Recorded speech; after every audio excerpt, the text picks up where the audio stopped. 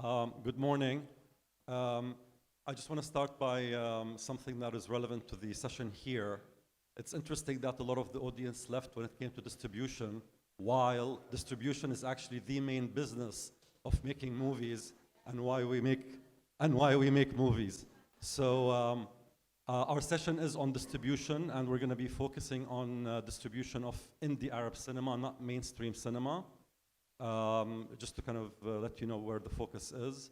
And I think it's a nice lead-in from the session that's before us that spoke about funding, or the lack of it, for indie Arab cinema in our region. And then this is the next hurdle that a lot of filmmakers have to cross once they have, we heard about 4 and 5 and 7 year journeys to make a movie. And then there's the next chapter, which is getting these movies on screens or on platforms that audiences can see them. With us are Hania Mroue, the founder and director of MC Distribution, and Nawaf Al Janahi, who's a filmmaker from the Emirat, who I had the pleasure of producing a film with, Sea Shadow, and who also is the founder of Black Box. Let's start with a small introduction about you two, especially that I know in our region we all wear many different hats. So you do a lot more than just that, and you know what, obviously, then why don't you start, Hania? Yes, thank you. And as you said, it's, whenever we talk about the problems of cinema, we always go back to the most sensitive issue, which is distribution. In fact, we never wanted to do distribution in the Arab world. What we started to do in 2006 is to create Metropolis Cinema, which is an art house cinema. It's a space with the aim of showing all kinds of films, not only from Lebanon, from the Arab region, but also international auteur films that were not available except in specific festivals and events that remained a little bit like niche events or elitist. So we wanted to make these films available for everybody around the year. So we started Metropolis, and so we started 13 years ago, and very quickly we realized that it's not possible to program this cinema, to have access to films, if you do not create distribution company to allow us to work with these films not only in Lebanon but in the whole region. So this is how we created in 2009 MC Distribution. I just want to mention 4 things that changed drastically since the beginning of Metropolis and MC Distribution and now.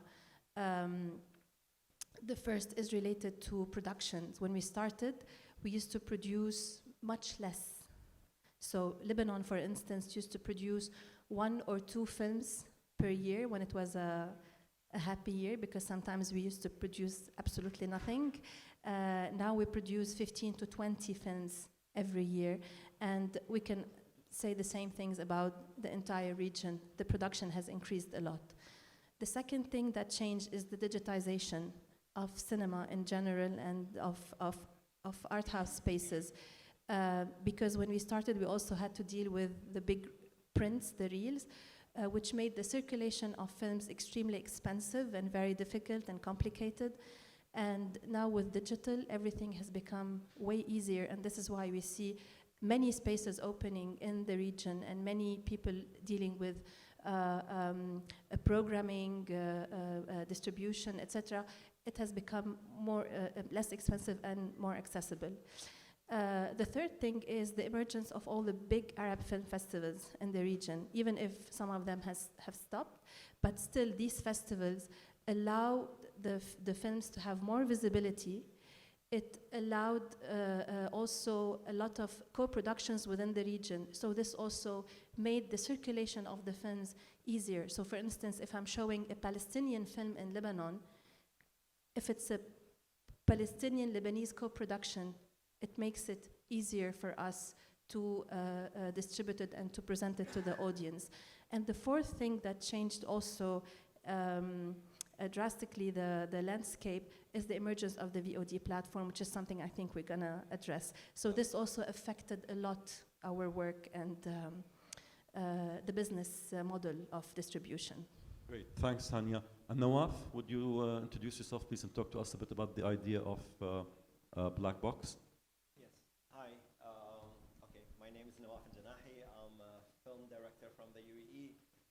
But between films, which sometimes can take a long time, a very good time actually to do other initiatives, which I personally think that if anyone is capable of doing, they should do, because our region really in desperate need for more windows to screen films, not less.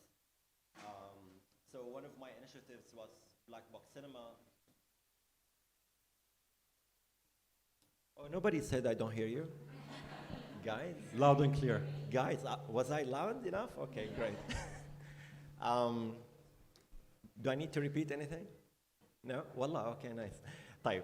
So Black Box Cinema was, I say was, a 50-seat theater that was built inside the Abu Dhabi International Book Fair. It's a room probably 2/3 of this size, and the primary function was to screen Arab short films. In the first 2 years, there used to be panels and workshops as well, and it was fully funded by Abu Dhabi International Book Fair. Now I say was because this project, sadly, the funding stopped for last year, 2018. It did not happen 2018, and I'm currently actually looking for another home. And this is actually, like, we will come back to that. This is another problem that we always face, that projects keep stumbling, and the funding model is not sustainable or promised in a way. Thank you. Okay, so if we just go back a little bit and talk about distribution of indie Arab cinema in general, and what's it like? What's it doing? Is it a profitable business? Is it doing well?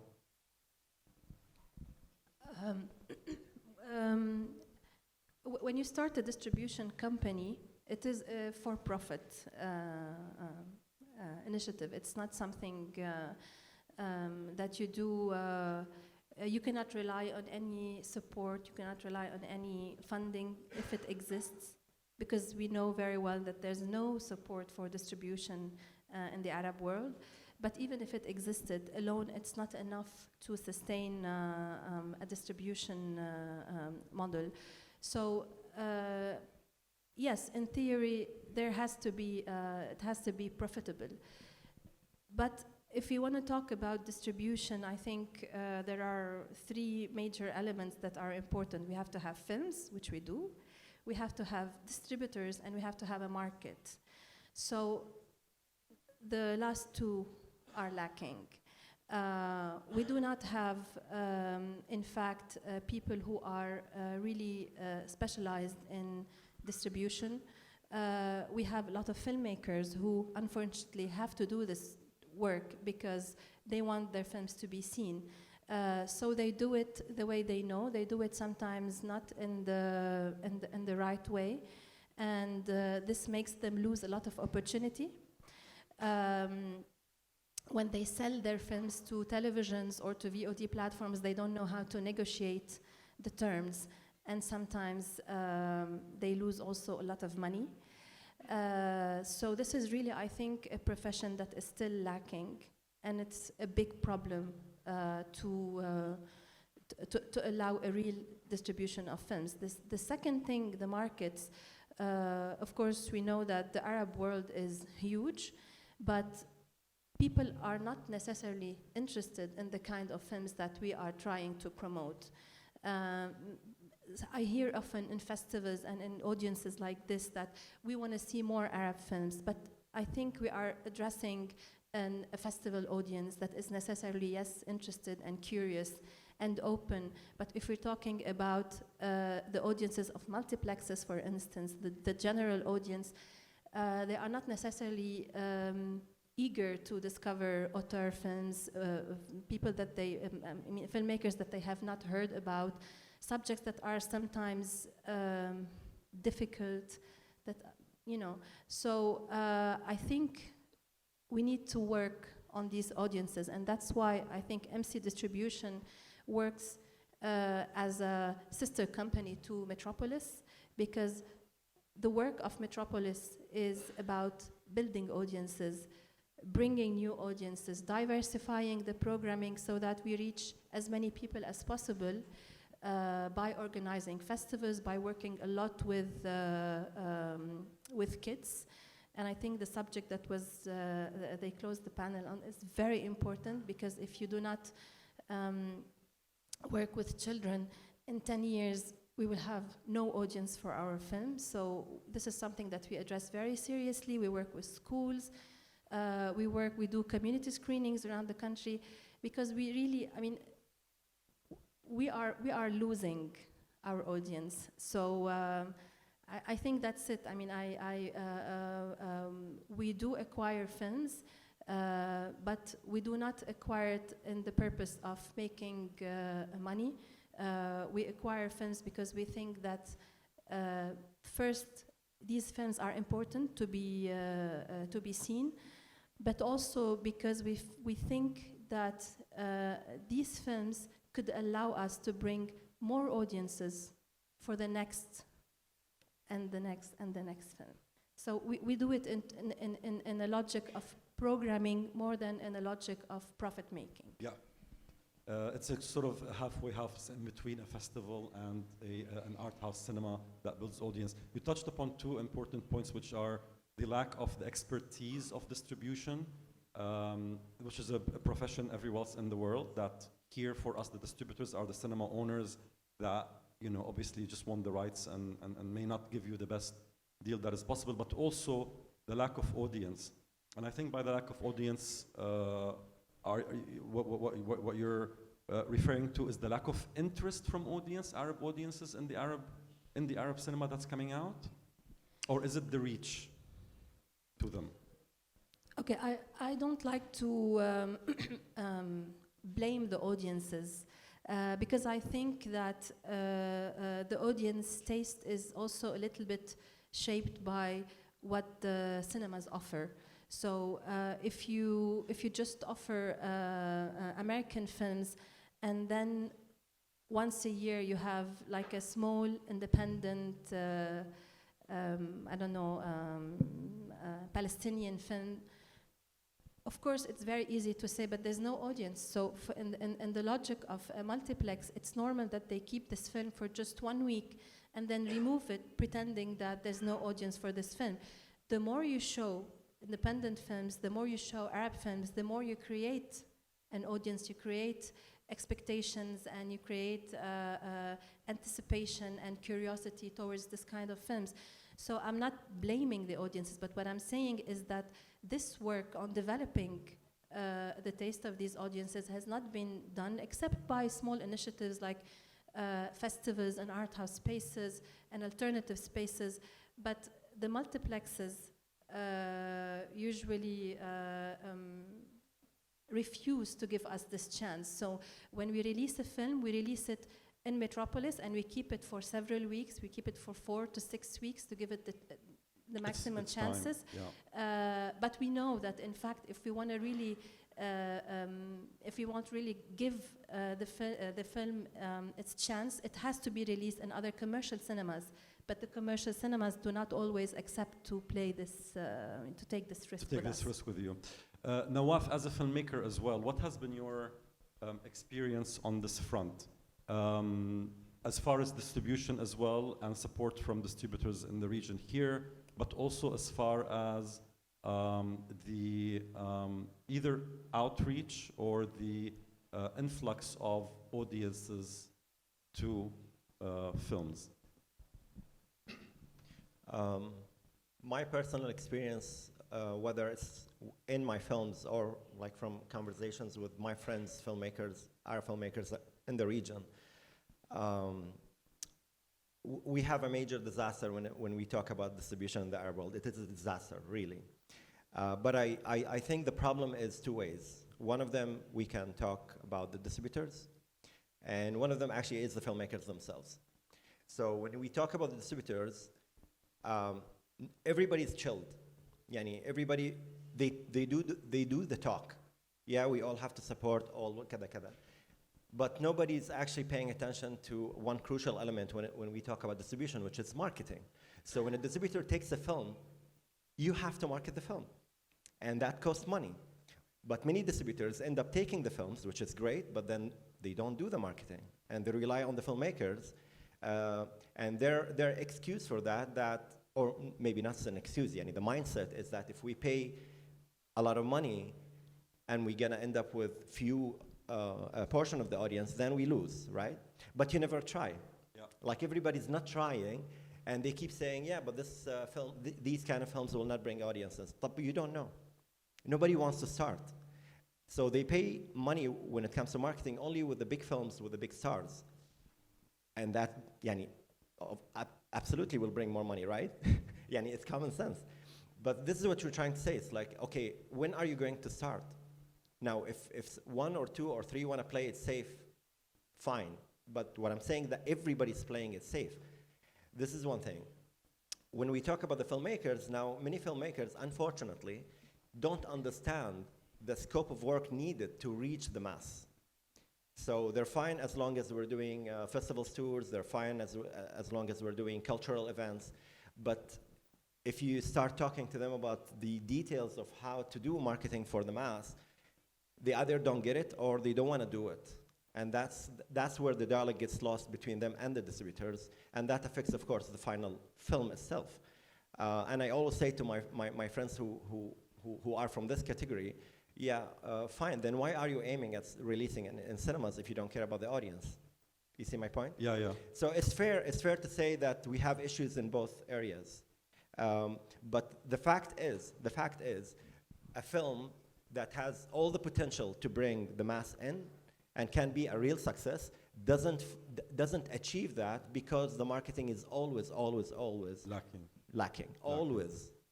This is a really important point which I also wanted to touch upon, but I just want to tell a story. I always, when people talk to me about distribution and why indie Arab cinema doesn't attract a lot of audiences to the theaters, I always tell this story, which is a true story that happened to me. I was talking to a young man once, and he said, so what do you do? I said, I'm a producer. And he said, oh, what do you produce? And I said, I produce indie Arab cinema. And he said, oh, wow, where can I see it? I was like, you know, you can go to the theater, Vox Cinema, you'll find it there. He's like, yeah, I remember a couple of times I went and I saw a little poster there. I was like, and? He's like, you know what? You know, I never decide what I want to see when I go there. So I go there and I look at all these 30 posters, and there's one little one for like a little Arabic film, and then all these other ones, the big ones and I always end up making the decision to go to see an American film. I was like, well, going back to the idea of marketing, maybe once you should try to go see the film with the little poster for the little Arabic film. Do you think marketing alone can really impact on audiences and creating a larger base or growing the base of audiences, especially if we tie that in with the types of indie Arab cinema that is being made, again leading in from the panel that is before us, that is sometimes hostage to the funding parties and what they want to see from our region? Yes. I hear your point, Nawaf, and I agree with you that many Arab films do not get the proper marketing that would maximize its chances. But I don't think it's only distributors' problem, because there are many players that are concerned when it comes to distribution.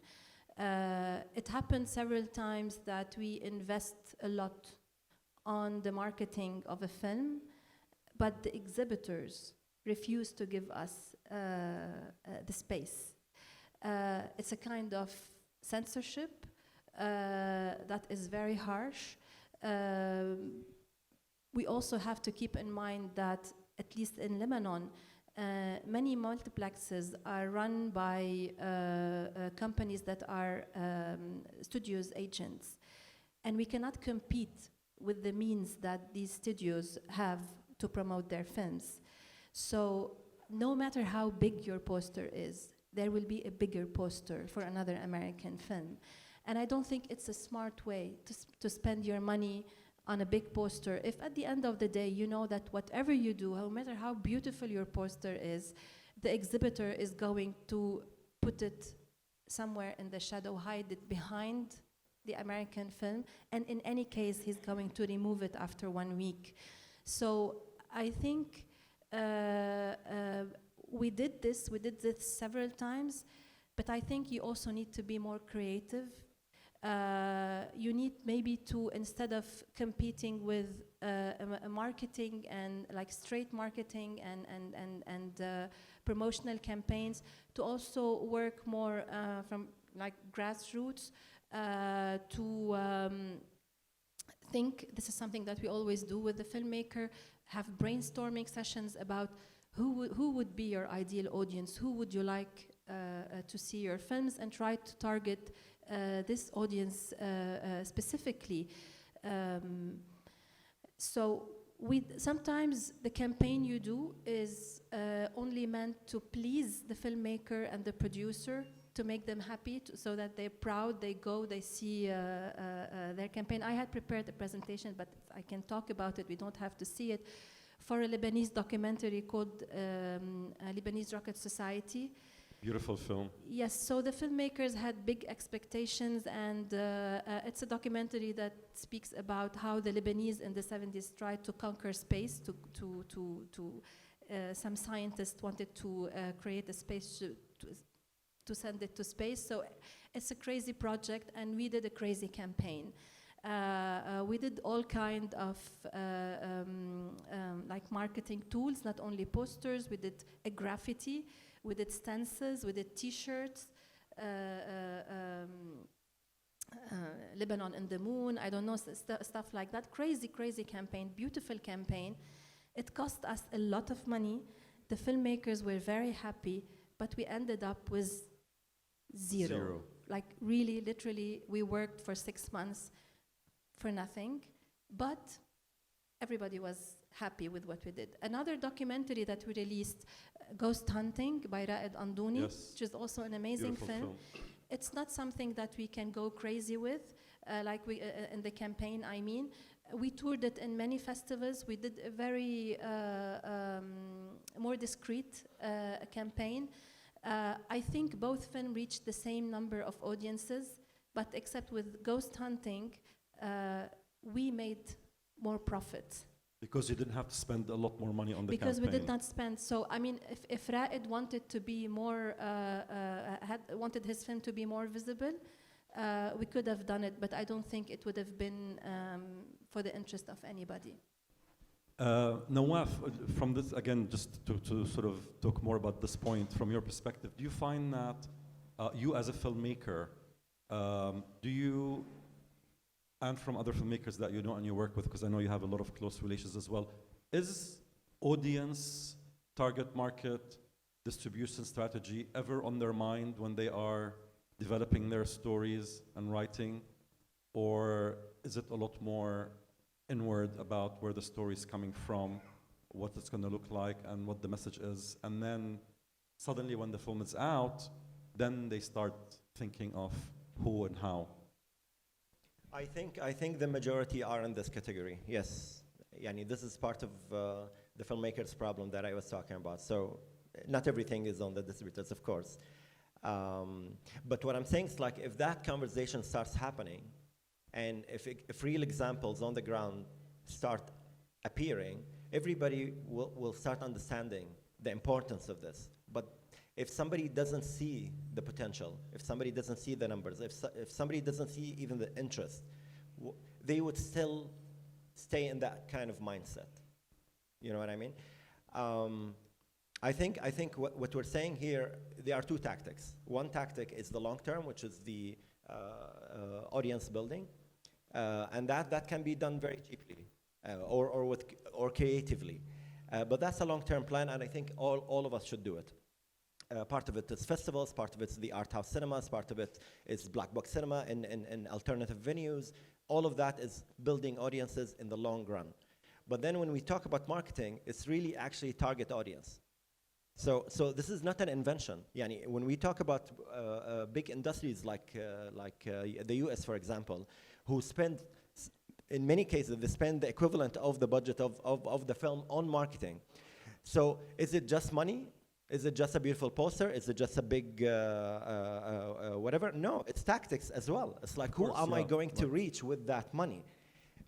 Because that's your first, how do you say? This is your first wave for the first weekend and the first week. This is what they aim at there. Nobody's aiming at this here. You know what I mean? It's like, I don't understand, yani, to me, this is ABCD distribution.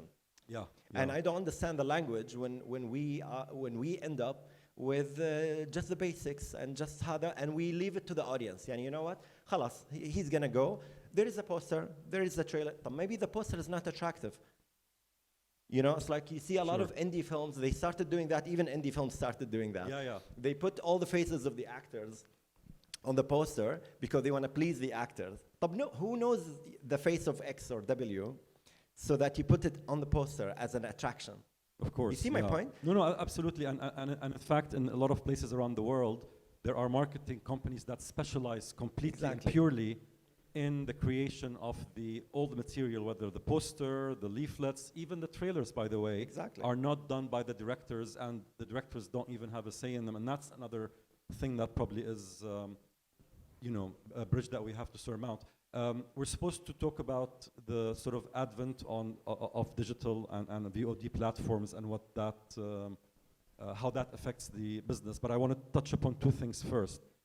One of the biggest changes in the last 5 to 6 years, especially when we talk about theatrical, is that the UAE has become the largest market for movies in the Arab world, surpassed Egypt in total even, and all other markets. So how could filmmakers use this market that now produces the highest profits, has the largest number of screens per capita in the Arab world alone, single-handedly, and that has a population base that is almost like looks like the UN General Assembly.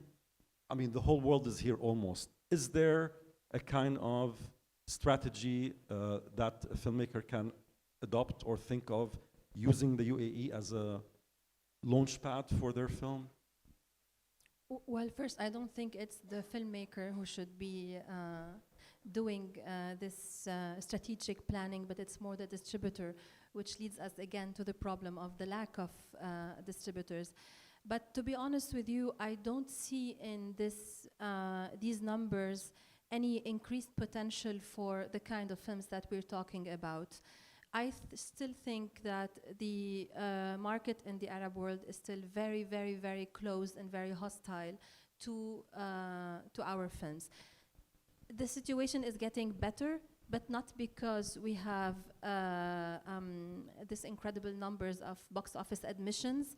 The situation is better because we have alternative ways of showing our films. I don't think with any Lebanese or Palestinian or Moroccan film we can penetrate the UAE market and make decent admissions, I would say. But if we want this film to exist on the UAE market, I think we need to go, for instance, to a place like Cinema Aqil. This is a venue that will know how to program the film, when to show it, to leave it long enough to give it its chances. And just like Cinema Aqil, there are other spaces in the Arab world. And together we created a network that is called NAS, Network of Alternative Arab Screens, that is allowing films to be screened, to circulate. Some of these spaces are cinemas, like Metropolis, like Zawiya in Cairo, and they're doing an amazing job, by the way, like Cinémathèque de Tanger, etc. but some are just pop-up venues or scenic clubs. But I think that this is where we should focus on, instead of trying to compete again with the Americans. And I think even the multiplexes are having problems, because I think with the increased importance of the VOD platforms, their business model is not working anymore. So I don't see why we should go in this direction. I think we should look from the other side and try to find again more creative and more other models that resemble us and that take into consideration all the challenges. One of them being the VOD. But I'd rather fight there instead of try to find a place on a market that does not even consider like what I'm doing. So.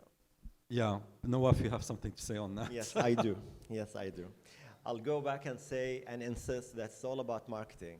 I'll give you one example that happened with Sea Shadow, actually. The distributor forgot, for some reason, to mention the film that the film was subtitled in English. And I received million emails and messages on social media from people who don't speak Arabic asking if the film is subtitled, because they don't want to waste whatever amount of money they're going to pay and end up watching a film in Arabic. Yani common sense, right?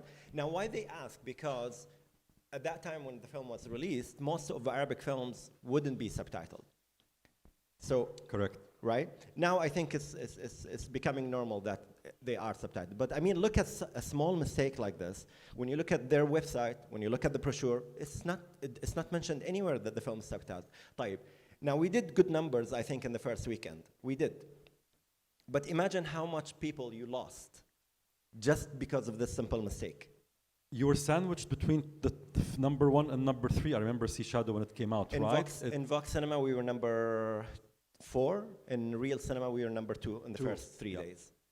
So, but again, it's like, imagine how people we lost just because of the simple mistake. It's a simple mistake. So it's not always about the money. It's not always about how much and how big. No. It's about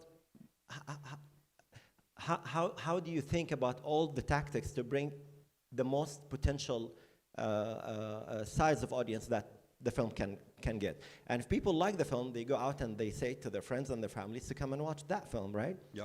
So it's word of mouth as well. Word of mouth is very important for Arab.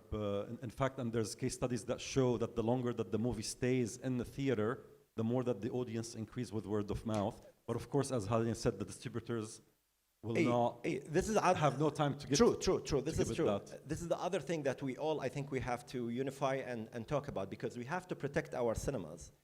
So we have to talk about to these exhibitors and find somehow laws that can protect our local cinemas and Arab cinemas in general. And personally, I think whatever law comes in any country should be Arab, not local. Yani Egypt, for example, has an amazing set of laws to protect their cinemas against the American Hollywood films. But it also keeps out very good indie Egyptian cinema. Exactly. So because of the mindset, because of the monopoly, because of certain players. So just again, leading on from that, and before we move to digital quickly, what about Saudi Arabia?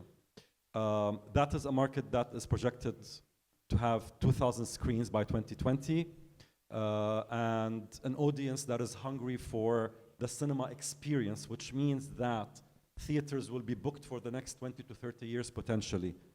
Does that create any excitement from a distribution perspective, in the industry, or? Yes, it does create excitement, but I'm not. This excitement is not necessarily translated in directly in admissions and money. It's good that this market is opening up. It's good for the Saudis, first of all. It's good for us also, because maybe we will have like a tiny little share of this huge market. But again, I mean, Cairo is a huge market. And did it affect the distribution? Yeah. If Zawiya did not exist, would we be able to distribute more Arab films in Cairo?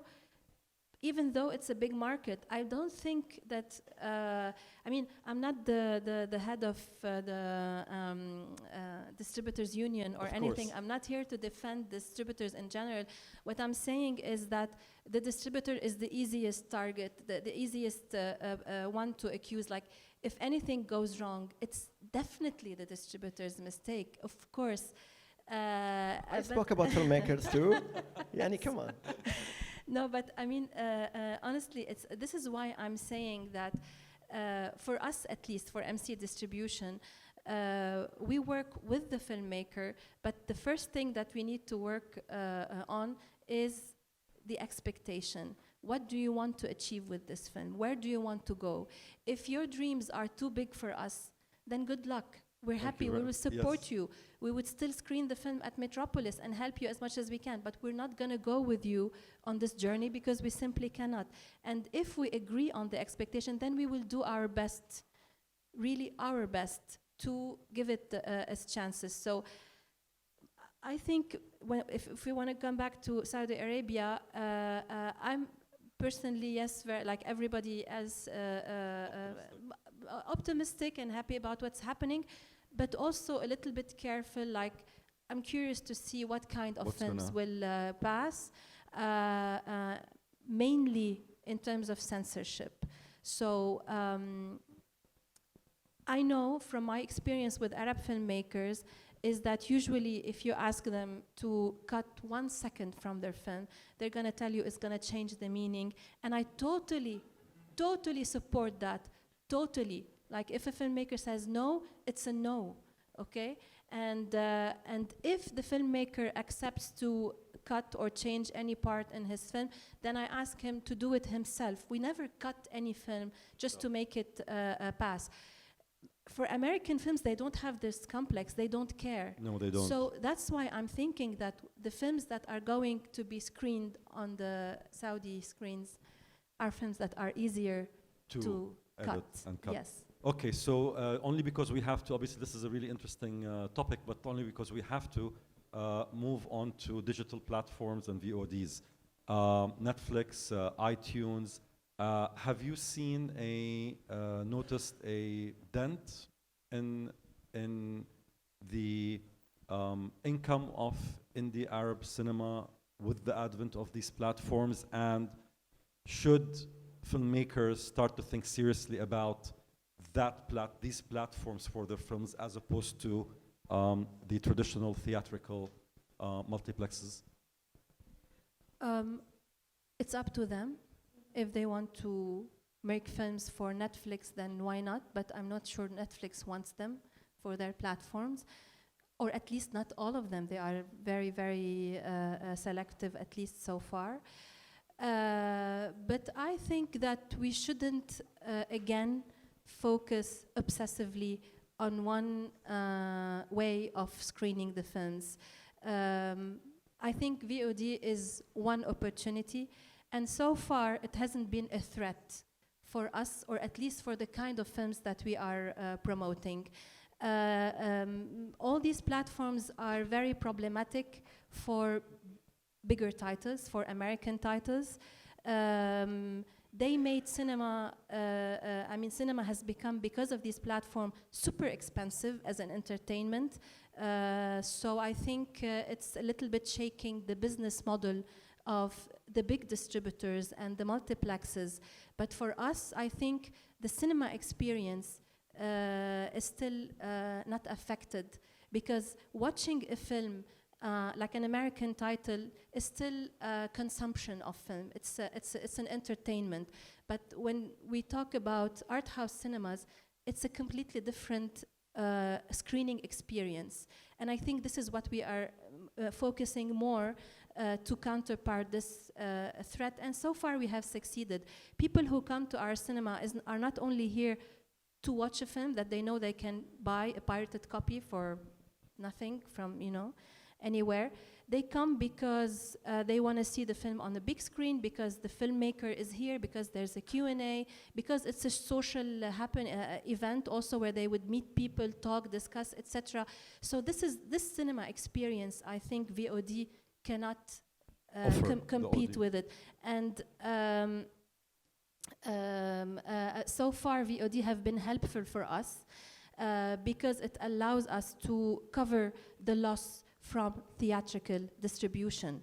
So when you sell a film to VOD, you can compensate the loss, and then it allows you to make a bigger campaign for theatrical. And it also allowed us to sell some films that were already on the shelf because they were old. So it gives them a second life. I think until now, it has only been good news for us.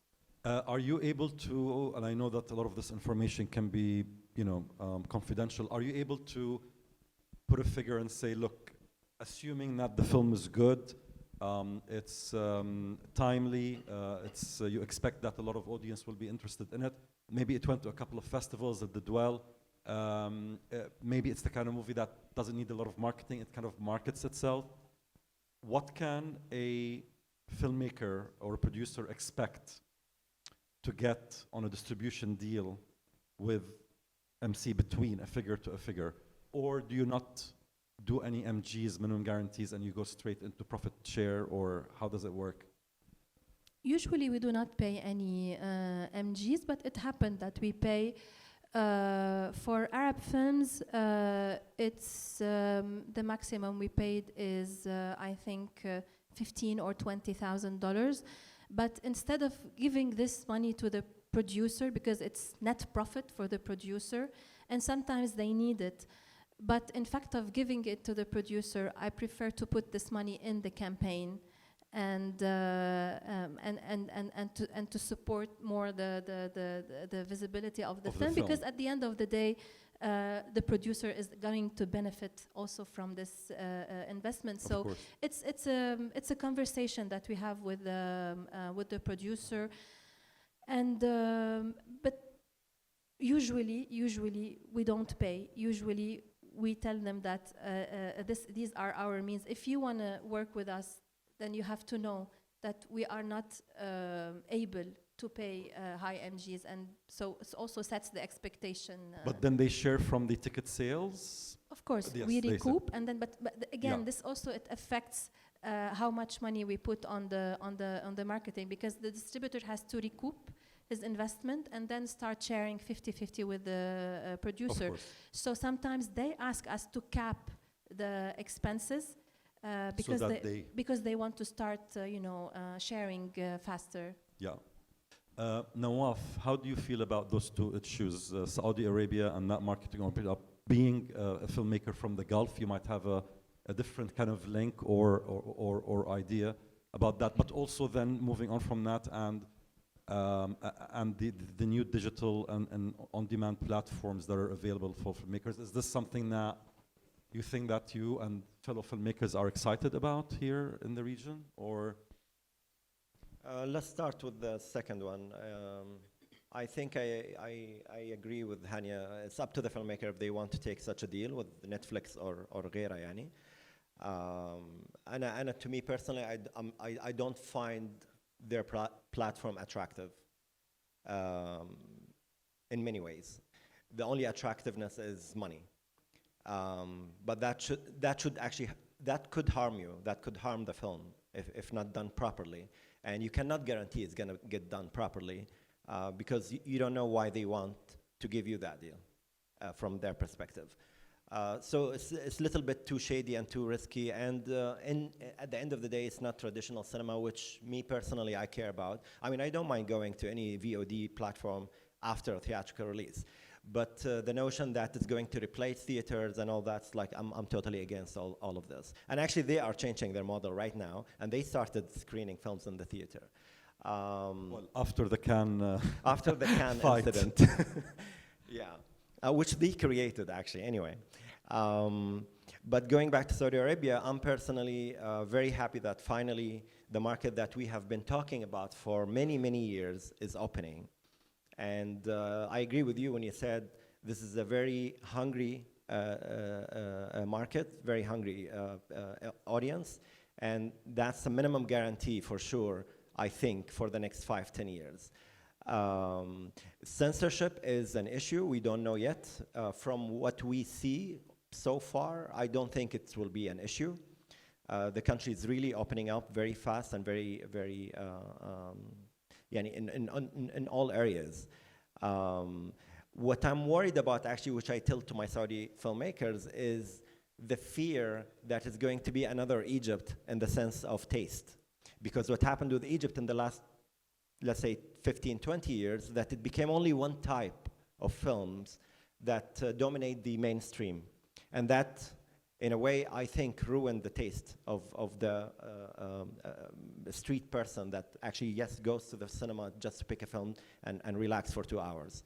I'm a little bit worried if they don't pay attention to that, that they will slip into this. But I think we're all very happy about this market, and we all want to go and release our films there. But one very crucial point, whether we're talking about Saudi Arabia or the UAE in general, I think we all need to think about something different, which is reducing our budgets down. Nobody's paying attention to the market size. Absolutely. And that puts a burden actually on the film and ultimately on the distributors as well. Because that really lowers your profit numbers. The potential to even recoup alone. Exactly. So I don't mind reaching whatever number, but you have to start growing your budgets in a cycle where everything is on the stable. basis of growing your audience as well. Yes. As you grow your audience. Yes. Sorry, it's a really good point, and another huge panel can be made on that. But we got the 5-minute mark here, so we have to open the discussion for questions. I think someone has a microphone for you in the back. Oh. Please turn it on. Thank you. Don't forget, Hello? like me. Can you hear me? Okay. A question. I've attended quite a few panels about film, distributing films in the market, and no one's seeing the smaller films, etc. And I always hear from the perspective of distributors and filmmakers, but I never hear the perspective from the actual big cinemas. Like why, any reason why we don't have them on this panel, for them to hear the frustrations from audiences who want to see smaller films or indie films that aren't promoted. Where's their role in promoting these films? And another aspect is film journalism in this region. So another role to promote films and market films to an audience is to write about it, to get people to read about it, to talk about it. So I'm interested in your thoughts on kind of the role of having the big multiplexes to be part of this discussion, and also about film journalism. Thank you. I think for the first part, we'll just say they're not here, so we can't talk on their behalf unless you want to say something about that. No, but I mean, Metropolis is, the venue is, we're renting this place from a multiplex called Empire. They are one of the biggest in the region. So I know their logic because we also deal with them a lot. They are, their main objective is profit. So they don't want to take risk if they don't believe in the product that you are offering them. They know that they have American films that will secure a certain number of admissions and income. So why would they take the risk? This is their argument. And the second is also something to keep in mind is that more and more these multiplexes owners are at the same times distributors and producers. So they produce their own content that they distributed in their own cinema, and their profit is 100%. When you come with your film, they will split the box office revenues. They'd rather show their film. If the audience wants a Lebanese film, we will produce a Lebanese. They want an Arab film, we will produce an Arab film. So this is their logic. It's only, it's a money-making machine. So I don't think there's any kind of possible conversation. And the second part was on journalism. UAE, it's a maybe slightly different model to the multiplexes. Over here, they don't produce films. So Well, they are starting to do that. Okay, starting, Yeah. but like till now, you don't. No, they have. But No, they've been. You'll be surprised, but some of them have put investments in English language, not necessarily mainstream studio films, but English language movies that come here. A lot of the big premieres that you see at the certain multiplexes, it means that they have actually invested money in those films. Okay. Yeah. The second part, just very quickly, because we have to move on Yeah, to other, was about journalism and the role of film, journalism. Yeah, just film journalism, yeah. Journalism, do journalists have a role in increasing the audience base for indie Arab cinema? The media in general? Unfortunately, I have think something to they say. have less and less influence on the audiences, but I think it's still very important to have film critics and to, you know, I think it's important for everybody, not only for the filmmakers, but also for us as programmers, as distributors. And unfortunately, people read less and less. They would go watch a film only if they heard about it. So I think social media has more impact on audiences nowadays. Or if they want to read an article, they would read just the headline to see, is it good or is it bad? But yeah, I mean, I don't have much more to say about this. Film journalism is lacking big time in the Arab world in general, but in the UAE and the Gulf, like big time. I can think I don't know, maybe 2 names, 3 names who specialize in film, who know what they're talking about. Because that's another thing. It's like you can see pieces around in Arabic and in English, but people who know. Sometimes you'd rather that they hadn't. You rather they haven't written anything. And one amazing example we always mention is the first. Like every film is the first somehow. يعني, I don't know. Many firsts. That's a problem, really. Doesn't We had communicate. questions there, please. Hello. You were talking earlier about younger audiences or the lack thereof. Is there anything that distributors are doing to account for internet culture? You know, like for instance in Saudi, like they have one of the highest users of Snapchat. Is there anything you're doing to like account for that? I guess in terms of like promotion and like marketing. So I guess what the question is in general talking about is, are distributors doing anything using social media and markets like, for example, Saudi Arabia, where they're one of the largest social media users in the world. I think you touched upon that earlier, that social media can be helped, but maybe I don't know if you want to elaborate. Yes, oh yes, definitely, but I'm not the expert. I don't know. I think I'm too old, but there are For other people Snapchat. on the Who is yes, the expert then? there are 16-year-olds. Where are There they? are people on the team who do nothing but that, and this is, I mean, mainly the campaign, the budgets are spent there on social media. This is where we spend the money. promotion campaign. Yes. Okay. Yeah, question there and then question there. Hello? Oh, Yeah. okay. Sorry. Can you please stand up so we can see you, because we're Sure. a bit, thank you. Sorry about that. I had 2 questions, 2 quick questions. One regarding audience building and one regarding value creation. The first with community building. I was really interested in what Hania was talking about as far as community screenings. And maybe I'm wondering to hear about your possible thoughts about long-term community building that doesn't necessarily result in, say, a short-term profit, but maybe 5, 10 years down the road starts to build an actual audience, especially in the lower end of the economic spectrum. The second question regards value creation. That being marketing that's not necessarily just focused on the product and the quality of the product, but the value that exists outside of the physical product itself. In some cases, I mean, you're talking about branding, you're talking about brand narratives surrounding a story. Maybe one example, this is a hypothetical, but say a film that carries an extra short documentary that kind of gives the history of Arab cinema, so that people kind of understand this film's place within the larger narrative of Arab cinema. I think this is possibly a good way to create a sense of value that exists beyond the scope of the film itself. Okay. Like, sorry, that's Do you a want to lot answer there, the but- first part? Well, please? but I can answer this not as a distributor, but I can answer this as Metropolis, as a non-profit organization, because I don't think it's the distributors' mission or job or to build audiences. I mean, the distributor's work is to commercialiser. It's to commercialize the film. capitalize.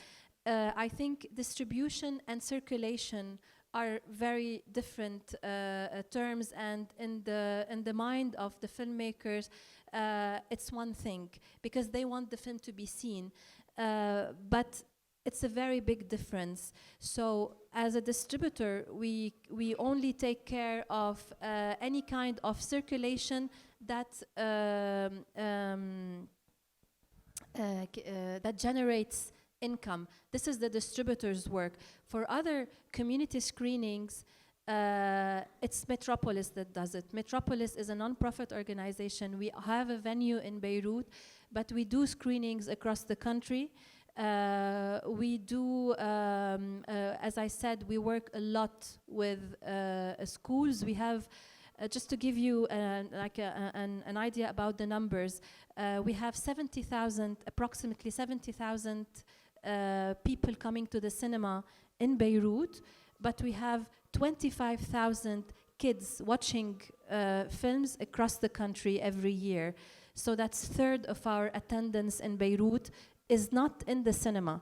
It's outside, it's in the different regions across the countries. Yes, so I think this is one way to do it. I mean, of course, there are many other things that should be done. We should be working maybe more with cultural spaces, with municipalities, to reach out to people who are not necessarily children, but who are also hungry for more local and regional content. We're doing what we can. We're trying to expand, but also our means are very, very, very, very limited. Very limited. So again, my hope is that there will be other initiatives like Metropolis, and there are many. Some of them are part of this network called NAS, which is super important, and some venues that you haven't heard of are doing really amazing work. Thank you. Was there a question there? Quick question. I noticed just in looking for a film I'm working on, I was looking at Mad Solutions and another company in Europe, like Slingshot, for a documentary. But can distribution also, Arab distribution companies start distributing other cultures' films also as a way to maybe generate more interest and other markets? I mean, is that a possibility that might help? So it's a simple question, but I don't know the business model. But when you're starting to look for a distributor, I have a film, I'm starting to look for a distributor. I look at, for example, I'm not making any comment on MC or MAD. There's only a couple in the Arab world to my knowledge. But they're not focused and they're not as mixed to a certain specific genre, like a documentary on a filmmaker, for example. So would that help, like MC or MAD or the ones in Morocco that I'm a little bit familiar with? I don't know. We do not distribute exclusively Arab films. We distribute international auteur films with a focus on the Arab world. So this is our focus. This is the visible part of our work. But to sustain the company, yes, definitely we have to have some international titles. Sometimes we buy auteur films to program them at Metropolis and to also send them to festivals. But sometimes we acquire international, not commercial, but like less, let's say,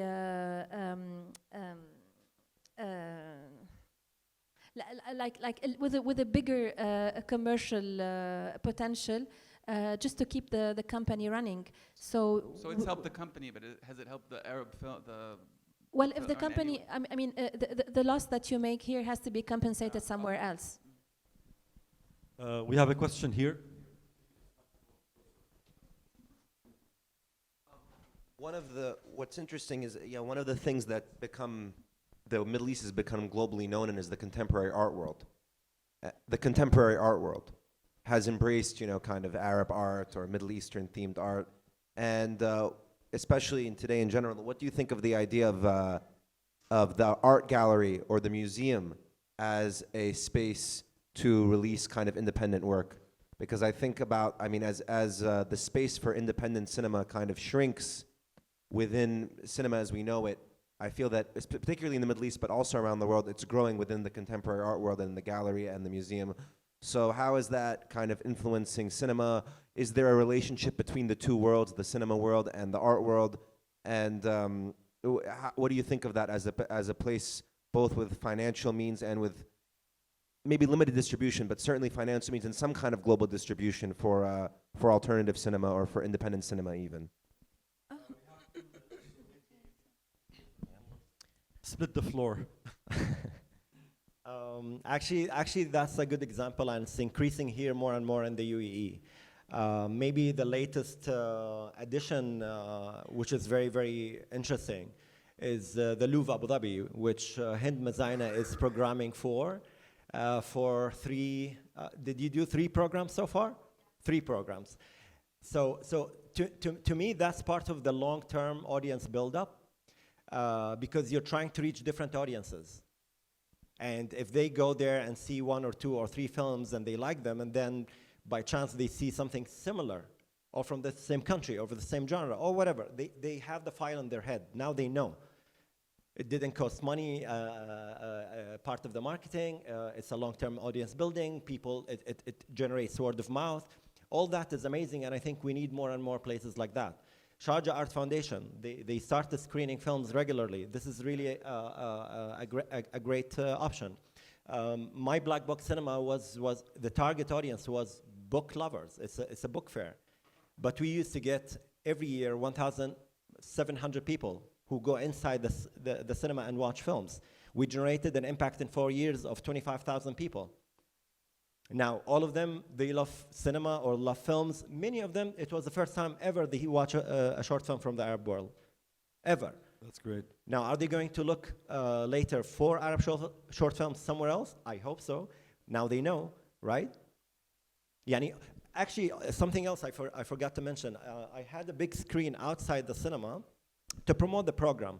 But on that screen, I used to also promote other events, like film festivals around the corner, Arab film releases around the corner. So all of that is exposure. I think we all have to help each other because, like I said in the beginning, we have a major disaster when it comes to distribution, and we all have to put our hands together to support each other. Even in the panel before us, I wanted actually to suggest something. Part of the funds should be aimed at distribution. Even if it's a small amount, it doesn't matter. But why not help indie films or major distributors who maybe don't think it's wise or profitable to put a certain amount of money? Okay, you know what? I'll get it from a fund, from a grant. But at least let's move the water. Yeah, I just want to just add one thing, that more and more contemporary art institutions realize that the border between film and art is very shallow. So they are starting to support even production of film, and that's why they have become more and more open to programming. And yes, definitely we do work with art galleries. We work with the Sharjah Museum, and then now we're starting a partnership with the Semler's Fair Gallery to do also regular programs at their gallery. So yes, definitely any outreach is important. Yeah. Great. Well, with this, I see a sign that says "The End." So thanks to the Sharjah Film Platform for inviting us here. Thanks to our guests, Hania Mroue and Nawaf Al Janahi, for sharing.